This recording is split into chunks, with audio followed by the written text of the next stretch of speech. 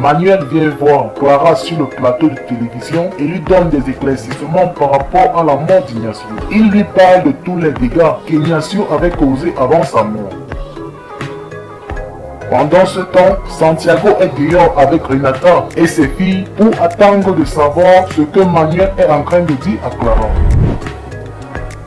Par la suite, Manuel annonce à Clara que c'est son mari qui a tué son fils Ignacio, ainsi que Patricio et tous les autres meurtres, et que pour l'instant, ils n'ont pas assez de preuves pour l'arrêter. Et Clara n'en croyait pas ses oreilles. Elle était alors dévastée et folle de rage. Elle sort ensuite du studio et part récupérer ses filles. Santiago lui demande pourquoi elle part avec les filles de cette manière. Et Clara, en colère, lui dit qu'il le sait très bien. Une dispute éclate alors entre eux et Manuel vient pour les calmer.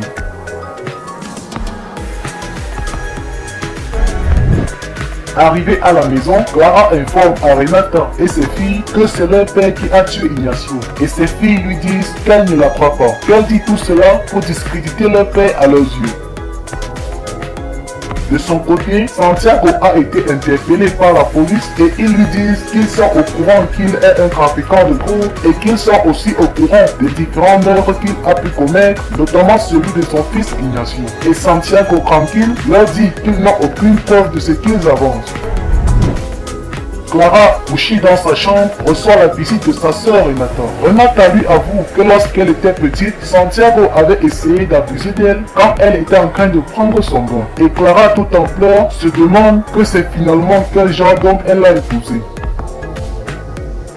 La police, qui a également arrêté Hans, l'interroge dans la même salle que Santiago. Hans fait alors des déclarations par rapport au trafic de drogue qu'il faisait avec Santiago, ainsi que des différents meurtres qu'il a commis. Et Santiago agresse alors Hans et dit que c'est de la diffamation. Peu de temps après, une jeune fille qui était témoin du meurtre d'Ignacio vient au poste de police pour identifier le tueur. On met Santiago et 3 autres hommes dans une salle avec des numéros affichés sur leur poitrine et la jeune fille identifie Santiago comme étant le tueur. Après cette procédure, l'agent de police Loreto vient dire à Santiago qu'un témoin l'avait identifié comme étant l'assassin d'Ignacio. Elle lui demande par la suite de l'accompagner. Au couloir, Santiago, voyant qu'il n'avait plus d'autre alternative, réussit à désarmer un policier et le prend en otage, et réussit alors à s'échapper du poste de police.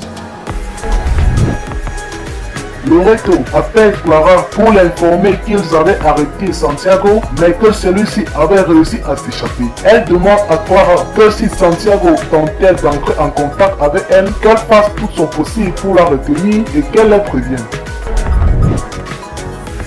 Clara demande à tous les gens avec qui elle était à la maison de la laisser seule. Elle leur dit que Santiago va sûrement venir à la maison et que la police lui a dit qu'elle fasse tout et tout pour le retenir.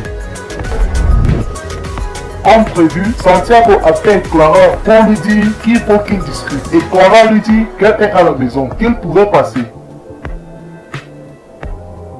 Il arrive alors à la maison et voit Clara. Tous les deux se mettent à discuter. Et Clara lui demande pourquoi il avait commis tous ces meurtres. Et Santiago lui répond qu'il le regrette, qu'il n'avait pas le choix, que c'était soit eux, soit c'était lui. Santiago se retire alors pour aller chercher quelque chose à boire et Clara en profite pour donner le signal à la police.